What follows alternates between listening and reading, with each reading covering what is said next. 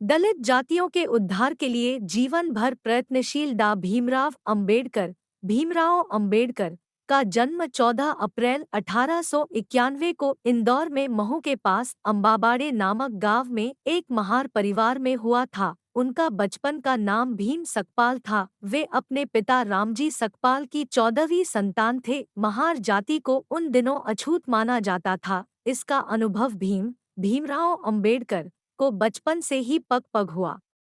गाड़ीवान ने जाति जानने पर बालक भीमराव अंबेडकर को बीच रास्ते से उतार दिया। एक महिला ने अपने बरामदे में खड़ा देखकर उसे बरसते पानी में धकेल दिया। स्कूल में वह अन्य विद्यार्थियों के साथ बैठ नहीं सकता था। उसे पानी ऊपर से डालकर पिलाया जाता था। अध्यापक जाति के कारण संस्कृत पढ़ाने को राजी नहीं हुआ। नाई ने बाल काटने से इनकार कर दिया।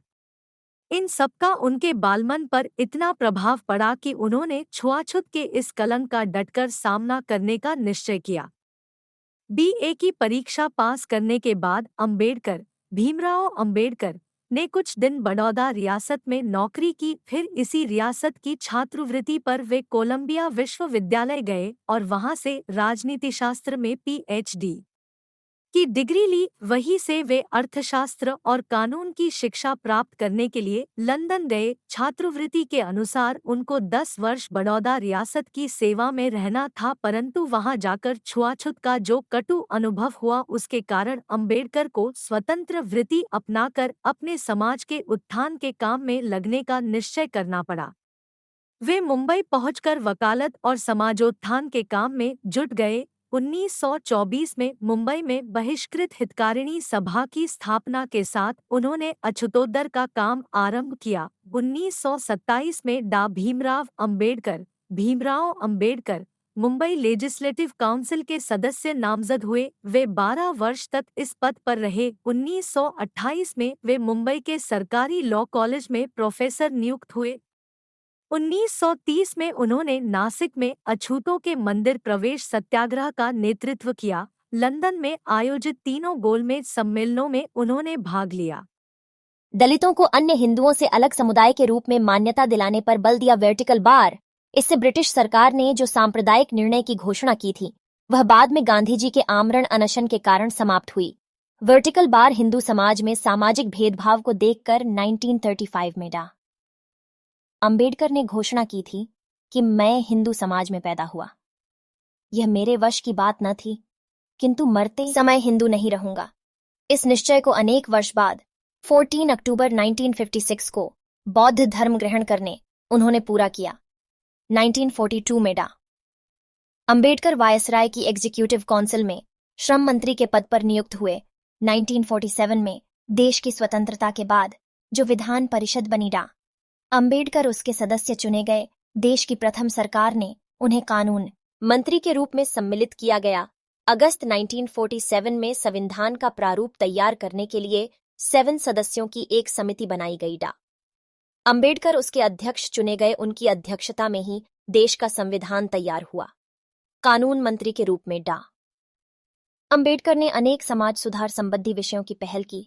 इनमें हिंदू कोड बिल प्रमुख था।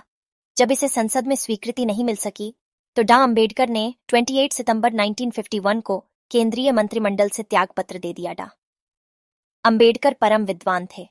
उन्होंने अनेक महत्वपूर्ण ग्रंथ लिखे जिनका देश विदेश में सम्मान हुआ।